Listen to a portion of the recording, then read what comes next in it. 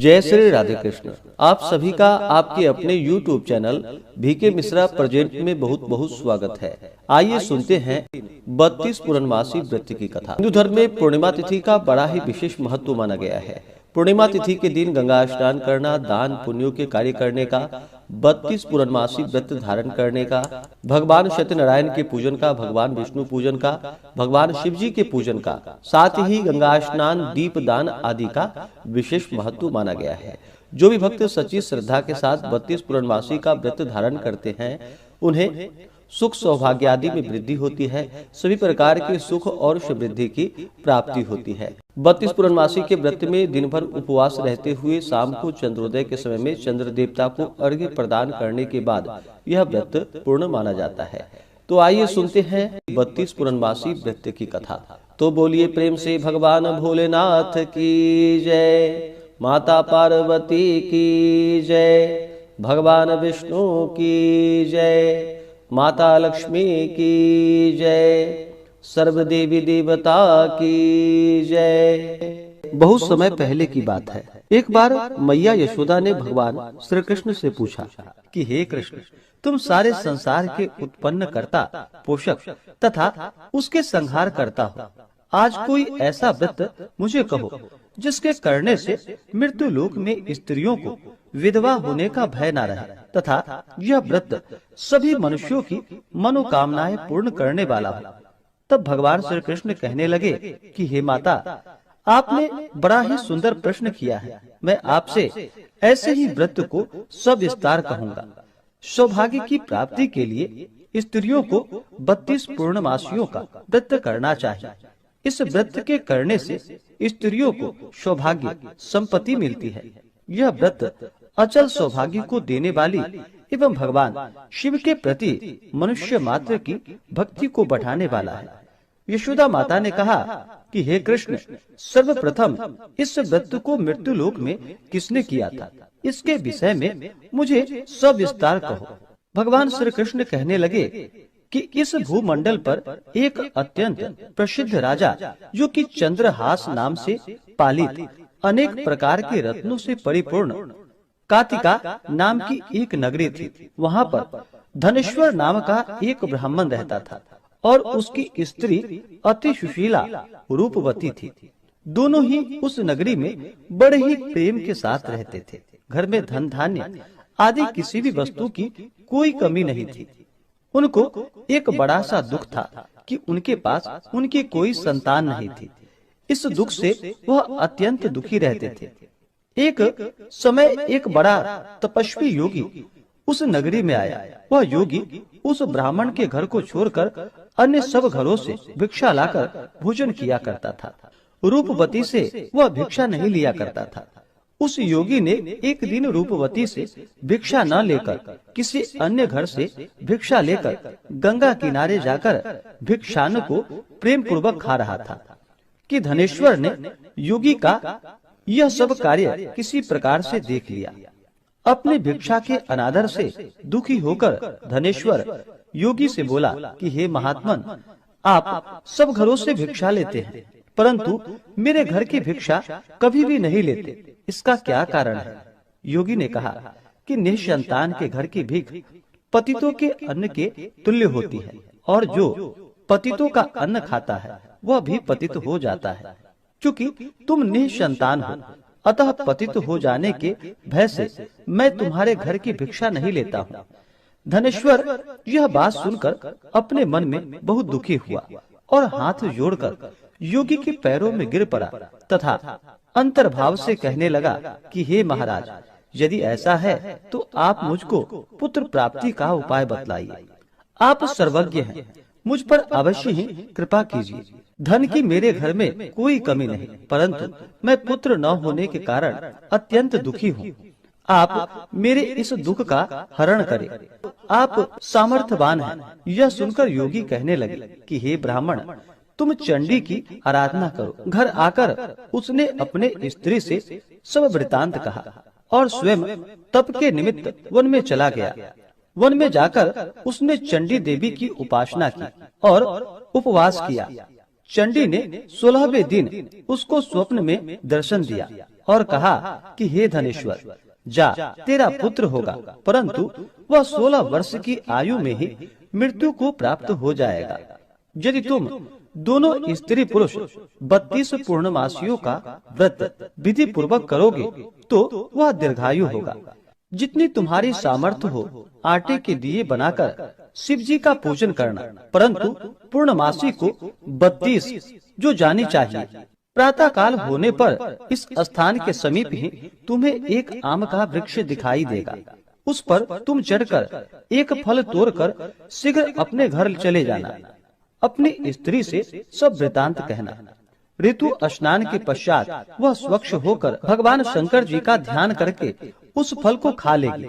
तब शंकर भगवान की कृपा से उसको गर्भ हो जाएगा। जब वह ब्राह्मण प्रातः काल उठा तो उसने उस स्थान के पास ही एक आम का वृक्ष देखा, जिस पर एक अत्यंत सुंदर आम का फल लगा हुआ था। उस ब्राह्मण ने उस आम के वृक्ष पे चढ़कर उस फल को तोड़ने का प्रयत्न किया, परंतु वृक्ष पर कई बार प्रयत्न करने पर भी वह न चढ़ पाया।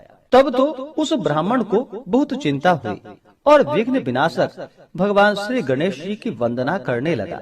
हे दयानिधे, अपने भक्तों को विघ्नों का आप नाश करने वाले हैं, उनके मंगल कार्यों को पूर्ण करने वाले हैं, दुष्टों का नाश करने वाले हैं, रिद्धि सिद्धि देने वाले।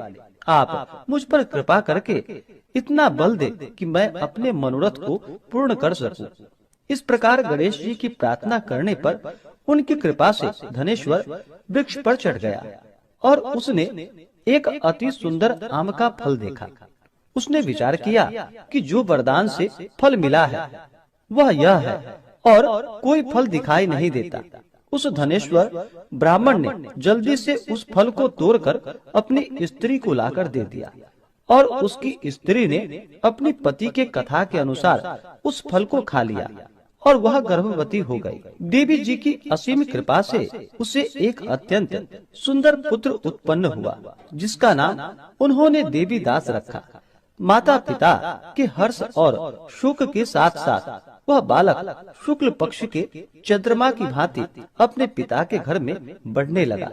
भवानी की कृपा से वह बालक बहुत ही सुंदर, सुशील और विद्या पढ़ने में बहुत ही निपुण हो गया। दुर्गा जी की आज्ञा अनुसार उसकी माता ने 32 पूर्णमासी का व्रत रखना प्रारंभ कर दिया, जिससे उसका पुत्र बड़ी आयु वाला हो जाए। 16वां वर्ष लगते ही देवी दास की माता पिता को बड़ी चिंता हो गई कि कहीं उसके पुत्र की इस वर्ष मृत्यु न हो जाए। इसलिए उन्होंने अपने मन में विचार किया कि यदि यह दुर्घटना उसके सामने हो गई तो वह कैसे सहन करेगा। अस्तु उन्होंने देवी दास के मामा को बुलवाया और कहा कि हमारी इच्छा है कि देवी दास 1 वर्ष तक काशी में जाकर विद्या अध्ययन करे और उसको अकेला भी नहीं छोड़ना चाहिए। इसलिए साथ में तुम चले जाओ और 1 वर्ष के पश्चात इसको वापस लौटा लाना। सब प्रबंध करके उसके माता पिता ने काशी जाने के लिए देवीदास को एक घोड़े पर बैठाकर उसके मामा को उसके साथ भेज दिया। किंतु यह बात उसके मामा या किसी और को कहीं पता नहीं थी। धनेश्वर ने सपत्नीक अपने पुत्र की मंगल कामना तथा दीर्घायु के लिए भगवती दुर्गा की आराधना और पूर्णमासियों का व्रत करना आरंभ कर दिया। इस प्रकार बराबर 32 पूर्णमासी का व्रत पूर्ण किया। कुछ समय के पश्चात एक दिन वह दोनों मामा और भांजा मार्ग में रात्रि बिताने के लिए किसी ग्राम में ठहरे हुए थे। उस दिन उस गांव में एक ब्राह्मण की अत्यंत सुंदर, सुशील, विदुषी और गुणवती कन्या का विवाह होने वाला था। जिस धर्मशाला के अंदर वर और उसकी बारात ठहरी हुई थी, उसी धर्मशाला में देवीदास और उसके मामा भी ठहरे हुए थे। संयोगवश कन्या को तेल आदि चढ़ाकर मंडप आदि का कृत्य किया गया तो लगने के समय वर को धनुवार्त हो गया। अस्तु वर के पिता ने अपने कुटुंबियों से परामर्श करके निश्चय किया कि वह देवीदास मेरे पुत्र जैसा ही सुंदर है, मैं इसके साथ ही लग्न करा दूं और बाद में विवाह के अन्य कार्य मेरे लड़के के साथ हो जाएगा। यह सोचकर देवीदास के मामा से जाकर बोला कि तुम थोड़ी देर के लिए अपने भांजे को हमें दे दो, जिससे विवाह के लग्न का सब कार्य सुचारू रूप से हो सके।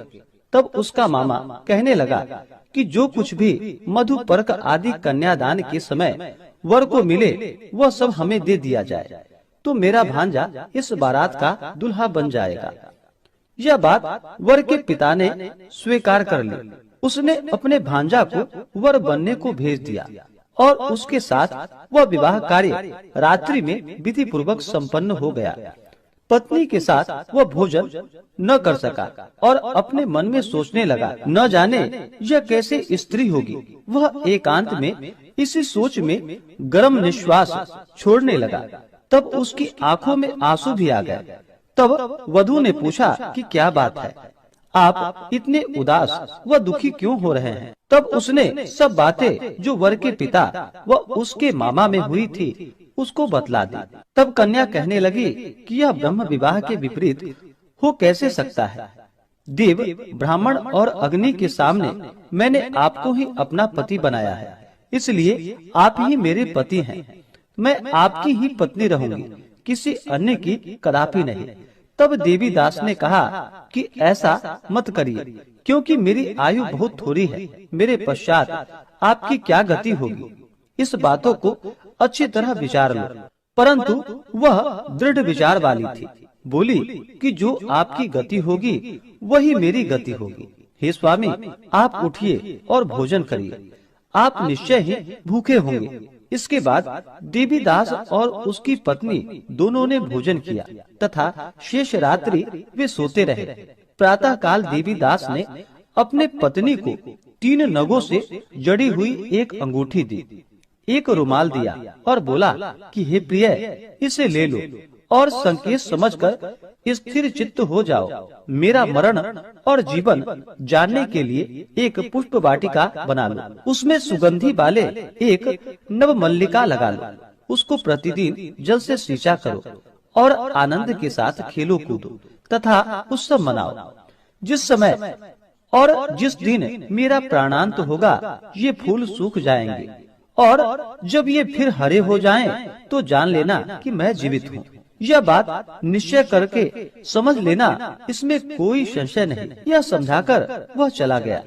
प्रातः काल होते ही वहाँ पर गाजे बाजे बजने लगे और जिस समय विवाह के कार्य समाप्त करने के लिए वर तथा सब बाराती मंडप में आए, तो कन्या ने वर को भली प्रकार से देखकर अपने पिता से कहा कि यह मेरा पति नहीं है, मेरा पति वही है जिसके साथ रात्रि में मेरा पानी ग्रहण हुआ था। इसके साथ मेरा विवाह नहीं हुआ। यदि यह वही है तो बताए कि मैंने इसको क्या दिया। मधुपर्क और कन्यादान के समय जो मैंने भूषण आदि दिए थे उन्हें दिखाए तथा रात में मैंने क्या गुप्त बातें कही थी वह सुनाए। पिता ने उसके कथानुसार वर को बुलवाया। कन्या की यह बातें सुनकर वह कहने लगा कि मैं कुछ नहीं जानता। इसके पश्चात लज्जित होकर वह अपना सा मुंह लेकर वहाँ से चला गया और सारी बारात भी अपमानित होकर वहाँ से लौट गई। भगवान श्री कृष्ण बोले कि हे माता, इस प्रकार देवीदास काशी विद्या अध्ययन के लिए चला गया। जब कुछ समय बीत गया तो काल से प्रेरित होकर एक सर्प रात्रि के समय उसको डसने के लिए वहाँ पर आया। उस विषधर के प्रभाव से उसके शयन का स्थान चारों ओर से विष की ज्वाला से विषैली हो गई, परंतु वृत्रराज के प्रभाव से उसको काट नहीं पाया, क्योंकि पहले ही उसकी माता ने 32 पूर्णमासी का व्रत कर रखा था। इसके बाद मध्याह्न के समय स्वयं काल वहाँ पर आया और उसके शरीर से उसके प्राणों को निकालने का प्रयत्न करने लगा, जिससे वह मूर्छित होकर पृथ्वी पर गिर पड़ा। भगवान की कृपा से उसी समय पार्वती जी के साथ भगवान शंकर जी वहाँ से आ गए। उसको मूर्छित दशा में देखकर माता पार्वती जी ने भगवान शंकर से प्रार्थना की कि हे प्रभु, इस बालक की माता ने पहले 32 पूर्णमासी का व्रत किया था, जिसके प्रभाव से हे भगवान आप इसको प्राण दान दे। भवानी के कहने पर भक्त वत्सल भगवान श्री शिव जी ने उसको प्राण दान दे दिया। इस व्रत के प्रभाव से काल को पीछे हटना पड़ा और देवीदास स्वस्थ होकर बैठ गया। उधर उसकी स्त्री उसके काल की प्रतीक्षा किया करती थी। जब उसने देखा कि उस पुष्प वाटिका में पत्र पुष्प कुछ भी नहीं रहे तो उसको अत्यंत आश्चर्य हुआ और जब वह वैसे ही हरी भरी हो गई तो वह जान गई कि वह जीवित हो गए हैं। यह देखकर बहुत प्रसन्न मन से अपने पिता से कहने लगी कि पिताजी, मेरे पति जीवित हैं, आप उनको ढूंढिए। जब 16वां वर्ष व्यतीत हो गया तो देवीदास भी अपने मामा के साथ काशी से चल दिया। इधर उसे उसके ससुर उसको ढूंढने के लिए अपने घर से जाने वाले थे। वह दोनों मामा भांजा वहाँ पर उसी समय आ गए। उनको आया देखकर उसका ससुर बड़ा ही प्रसन्नता के साथ अपने घर में उसे ले गया। उस समय नगर के निवासी भी वहाँ पर इकट्ठे हो गए और सबने निश्चय किया कि अवश्य ही इस बालक के साथ इस कन्या का विवाह हुआ था। उस बालक को जब कन्या ने देखा तो वह पहचान ली और कहा कि यह तो वही है जो संकेत करके गए थे। तदुपरांत सभी कहने लगे कि भला हुआ जो यह आ गया और सब नगरवासी ने आनंद मनाया। कुछ दिन के बाद देवीदास अपनी पत्नी और मामा के साथ अपने ससुर के घर से बहुत सा उपहार आदि लेकर अपने घर के लिए प्रस्थान किया। जब वह अपने गांव के निकट आ गया तो कई लोगों ने उसको देखकर उसके माता पिता को पहले ही जाकर सारी खबर बता दी। तुम्हारा पुत्र देवीदास अपनी पत्नी और मामा के सहित आ रहा है। ऐसा समाचार सुनकर पहले तो उन्हें विश्वास ही नहीं हुआ, किंतु जब और लोगों ने भी आकर उनकी बात का समर्थन किया तो उनको बड़ा आश्चर्य हुआ। लेकिन थोड़ी देर में ही देवीदास ने आकर अपने माता पिता के चरणों में अपना सिर रखकर उन्हें प्रणाम किया और उसकी पत्नी ने अपने सास व ससुर के चरणों को स्पर्श किए तो माता पिता ने अपने पुत्र और पुत्र वधू को अपने हृदय से लगा लिया और दोनों की आंखों में प्रेमाश्रु बहने लगे। अपने पुत्र और पुत्र वधू के आने की खुशी में धनेश्वर ने बड़ी भारी उत्सव किया और ब्राह्मणों को भी बहुत सी दान और दक्षिणा देकर ब्राह्मणों को संतुष्ट व उन्हें प्रसन्न किया। भगवान श्री कृष्ण जी कहने लगे कि इस प्रकार धनेश्वर 32 पूर्णमासियों के व्रत के प्रभाव से पुत्रवान हो गया। जो भी स्त्रियां इस व्रत को करती हैं वे जन्म जन्मांतर में वैधव्य का दुख नहीं भोगती और सदैव सौभाग्यवती रहती हैं। यह मेरा वचन है, इसमें कोई भी संदेह नहीं है। यह व्रत पुत्र पौत्रों को देने वाला तथा संपूर्ण मनोकामनाओं को पूर्ण करने वाला है। 32 पूर्णमासियों के व्रत करने से व्रती की सभी इच्छाएं भगवान शिव जी की कृपा से पूर्ण हो जाती हैं। तो बोलिए प्रेम से भगवान विष्णु की जय, माता लक्ष्मी की जय, भगवान भोलेनाथ की जय, माता पार्वती की जय, सर्व देवी देवता की जय।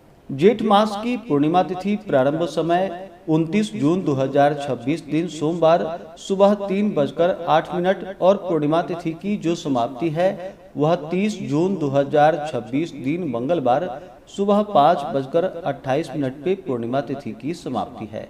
तो इस बार चंद्रोदय व्यापनी के अनुसार और सूर्योदय व्यापनी के अनुसार भी एक ही दिन पूर्णिमा प्राप्त हो रहा है। वह 29 जून 2026 दिन सोमवार को सभी भक्तजन पूर्णिमा का व्रत धारण करेंगे। इस दिन भगवान सत्यनारायण की पूजा करेंगे, दान पुण्यों का कार्य, गंगा स्नान आदि का कार्य संपन्न करेंगे। 29 जून को ब्रह्म मुहूर्त का समय सुबह 3:34 से सुबह 4:22 तक होगा। सूर्योदय का समय सुबह 5:10, सूर्यास्त शाम 6:52 होगा।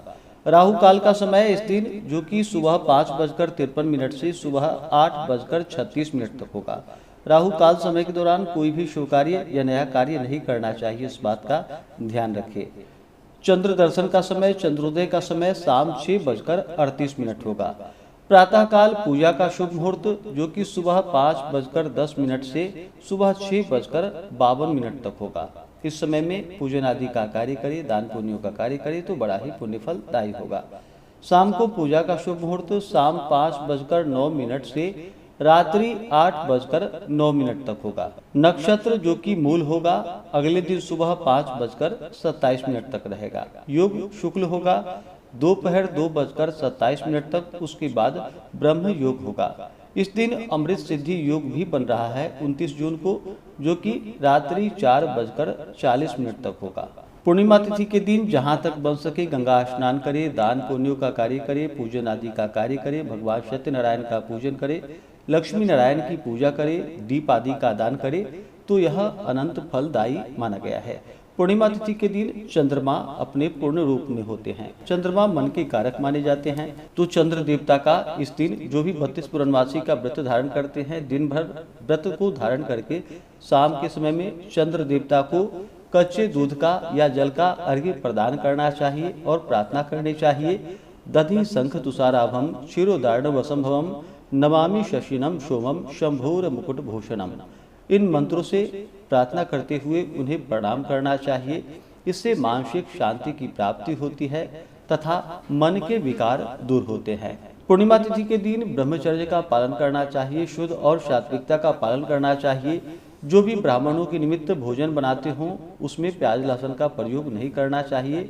सात्विक तरीके से ही भोजन तैयार करके ब्राह्मणों को भोजन करवाए, गरीबों को भोजन करवाए, अन्न वस्त्र जो भी बन सके उसका दान करे, तो बड़ा ही पुण्य फलदायी होगा। तो आशा करता हूँ यह जानकारी आपको अच्छा लगा हो। इसी प्रकार से ज्ञानवर्धक जानकारियाँ प्राप्त करते रहने के लिए, व्रत पूजा के बारे में जानने के लिए, कथा को सुनने के लिए चैनल पे अगर आप पहली बार आए हैं तो चैनल को लाल बटन दबा करके सब्सक्राइब करें, साथ ही बेल आइकन घंटी को दबाएं ताकि आने वाली वीडियो का नोटिफिकेशन आपको समय से मिलता रहे। वीडियो को लाइक करें, शेयर करें, सुखी रहें और स्वस्थ रहें। जय श्री राधे कृष्ण। धन्यवाद।